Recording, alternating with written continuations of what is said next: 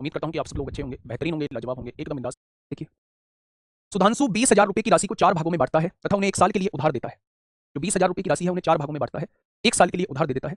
उसने 4,000 रुपए, 7,000 रुपए तथा 3,000 रुपए की राशि 6%, 7% और 8% वार्षिक साधारण ब्याज की दर से उधार दी। तो वह शेष धनराशि को कितने प्रतिशत पर उधार दे ताकि उसे पूरी धनराशि पर कितने परसेंट ब्याज प्राप्त हो जाए, वो आपसे ये कहना चाह रहा है। तो आपसे ये कहना चाह रहा है, कोई दिक्कत ही नहीं है मेरे प्यारे दोस्त।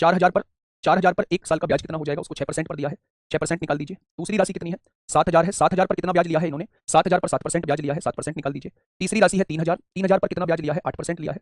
और बची हुई राशि कितनी है भाई, 4,000 यहाँ, 7,000 यहाँ, 11,000, 3 14,000 बचेगी कितनी, 20,000 में से 14,000 गए तो 6,000 बचेगी। इस पर मुझे दर नहीं पता है, 8% मान ली। टोटल राशि पर कितनी दर दे रखी है, 20,000 पर, 20,000 पर कितनी दर दे रखी है, 7.35% दे रखी है। 20,000 पर 7.35% दे रखी है, यही तो कहा है मेरे भाई। अब मुझे बेटा ये क्वेश्चन जो है ये सीआई के क्वेश्चन है, दिनेश कुमार, ये सीआई के क्वेश्चन।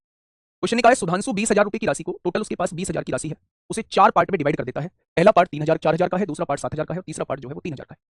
इस वाली वैल्यू को वो 6% ब्याज दर पे देता है, इस वाली वैल्यू को वो 7% ब्याज दर पे देता है, इस वाली वैल्यू को वो 8% ब्याज दर पे देता है।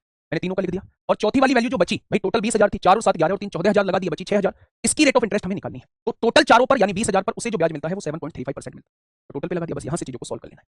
एक लाइन का क्वेश्चन है मेरे भाई, यहां से चीजों को सॉल्व कर लेना है। 6 चौक 24 240 रुपए ब्याज हो जाएगा, 7 सत्ते 49 490 रुपए ब्याज हो जाएगा, 8 या 24 240 रुपए ब्याज हो जाएगा, 60 हार यहाँ पे हो जाएगा, पॉइंट हटाएंगे 2 जीरो बढ़ेंगे, 735 दूनी 1470 यहाँ हो जाएगा।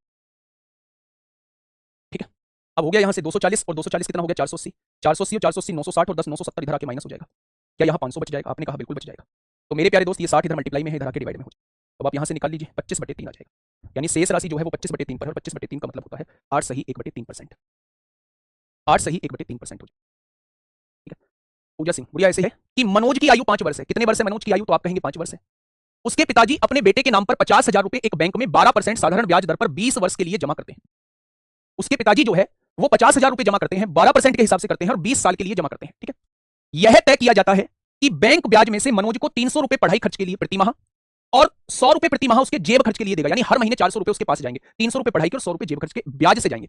जब वह 20 वर्ष का होगा, अच्छा 20 वर्ष का कब होगा, 15 साल बाद होगा, क्योंकि अभी वो 5 साल का है, 15 साल बाद वो 20 वर्ष का होगा। तब बैंक से कितने रुपए उसके द्वारा प्राप्त किए जाएंगे, अब ध्यान से सुनना। उसके पिताजी ने इन्वेस्टमेंट कितने का किया था, अपने बेटे के नाम पे 50,000 रुपए जमा किए थे क्या? अगर मैं पूछूं किस रेट ऑफ इंटरेस्ट पे किए थे, तो 12% की साधारण ब्याज पे किए थे। 15 साल में ब्याज कितना हो जाएगा, तो 15 साल में मेरे प्यारे दोस्त ये ब्याज हो जाएगा। यानी कि मेरे प्यारे भाई, अगर मैं आपसे पूछूं 15 और 12 की गुणा करेंगे तो 180 आएगा, और 180 की गुणा 5 में करेंगे 900 आएगा, और ये 2 जीरो है, क्या उसका टोटल अमाउंट जो ब्याज बैठ रहा होगा वो 90,000 रुपए बैठ रहा होगा।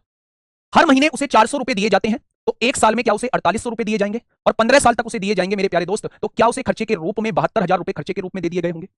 बोलो, अगर टोटल बैठ रहे हैं 90 और 50 1 लाख, या फिर ऐसे समझ लो इन 90,000 में से 72,000 रुपए खर्चे के दे दिए, तो बचे कितने, 18,000 रुपए बचे। बचे क्या मेरे भाई, 50,000 रुपए जमा किए थे, 18,000 रुपए ब्याज बचा है, तो क्या टोटल राशि उसे जो मिलेगी वो 68,000 रुपए मिलेगी। 20 साल बोला गया है सर, यहां पढ़ लो मेरे भाई। जब वह 20 वर्ष का होगा, जब वह 20 वर्ष का होगा, जब वह 20 वर्ष का होगा, तो 20 वर्ष का होने का मतलब है यहां से 15 साल बाद की बात चल रही है। ठीक है, मेरी बात समझ में आ गई। तो आंसर कितना हो जाएगा, आंसर जो है वो 68,000 हो जाएगा। विजय 3 राष्ट्रीयकृत बैंकों में कुल 27,950 रुपए जमा करता है। 3 राष्ट्रीयकृत बैंकों में 27,950 रुपए जमा करता है। ठीक है, हाँ, तीनों बैंक जिस दर से ब्याज देती है उसमें 4-5-6 का अनुपात है। इनको जो ब्याज मिलता है वो 4-5-6 के अनुपात में ब्याज देती है।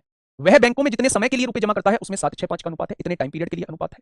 ठीक है, यदि उसे तीनों बैंकों द्वारा समान ब्याज प्राप्त होता है, इस लाइन को पढ़िए, तीनों बैंकों द्वारा समान ब्याज प्राप्त होता है, तो उसने कितने कितने रुपए बैंकों में जमा किया। मेरी बात को थोड़ा सा गौर से सुनो। मुझे नहीं पता है, मैंने मान ली पहली राशि P1 थी, दूसरी राशि P2 थी, और तीसरी राशि जो थी P3 थी। ये दर दे रखी है, पहली दर 4R है, दूसरी दर 5R है, और तीसरी दर जो है वो 6R है। समय का रेशो क्या दिया हुआ है, पहला समय समय जो है, पहले का समय 70 है, दूसरे का समय जो है वो 60 है, और तीसरे का समय 50 है। PRT बटे 100 होगा बेटा, 100 में लिखता भी नहीं तो भी काम चल जाता, क्योंकि तीनों जगह से 100 कटना है। अब आपको अपनी कॉपी में कैसे लिखना है वो ऐसे लिखना जैसे मैं बताता हूं। तीनों से प्राप्त ब्याज जो है वो बराबर आप लोगों को दिया हुआ है। लिख दिया बच्चे, तो आपने कहा बिल्कुल लिख दिया। 100 तीनों जगह कट जाएगा, ना आपको ये R लेने की जरूरत थी, ना आपको ये T लेने की जरूरत थी। आप डायरेक्ट इस क्वेश्चन को रेशो से कर सकते हैं। यहाँ 7 चौक 28, अगर P1 की वैल्यू निकालना चाहते हो, अगर मैं तीनों का रेशो निकालना चाहता हूँ, P1 P2 और P3 का रेशो निकालना चाहता हूँ, तो मैंने क्या बताया था, आप इसको छिपा लो, 6 पंजे 30 हो जाएगा। यहाँ क्या हो गया, 7 चौक 28 हो गया है, और ये 6 पंजे 30 हो गया है। चाहे तो आप इन्हें पहले काट लो, 2 से काटोगे 14 बार, 2 से काटोगे 15 बार, 2 से काटोगे 15 बार, कोई दिक्कत नहीं है। तो आपने कहा जी कोई दिक्कत नहीं। अब आप मुझे बताइए, अगर P1 ratio P2 ratio P3 निकालना चाहते हो, तीनों का रेशो निकालना चाहते हो, तो इसको छिपा लेंगे, दोनों की गुणा करेंगे, 15 15 225 हो जाएगा। इसकी वैल्यू निकालना चाहते हो तो 15 चौका 60 को 0 हासिल 6 15 कम 15 6 210 हो जाएगा। इसकी वैल्यू निकालना चाहते हो, ये भी 210 आ जाएगी। कोई दिक्कत, तो आपने कहा कोई दिक्कत नहीं है। 5 से काटिए, 5 चौक 20, 5 पंजे 25 होगा, 5 चौक 20, 5 दूनी 10 होगा, ये भी 42 आ जाएगा।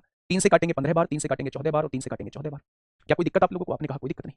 अब मेरे हिसाब से तीनों में बटने वाली राशि 14 दूनी 28, 14 43 42 रुपए बटी है। उसने बाटी कितनी है, 27,950।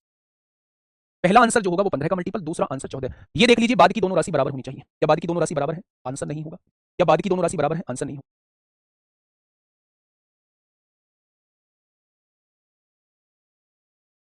अब आप एक काम करिए, पहले एक की निकाल लीजिए मेरे प्यारे दोस्त, है ना। तो मेरे प्यारे साथी, अगर मैं यहां से देखूं 43 की वैल्यू इतनी है तो एक की वैल्यू कितनी हो जाएगी? तो 15 की वैल्यू निकाल लीजिए, जो अलग वाली राशि है उसे निकाल लीजिए। आपने क्या कहा? काटापीटी मचाई। 7 चौक 28, 6 बार कट जाएगा।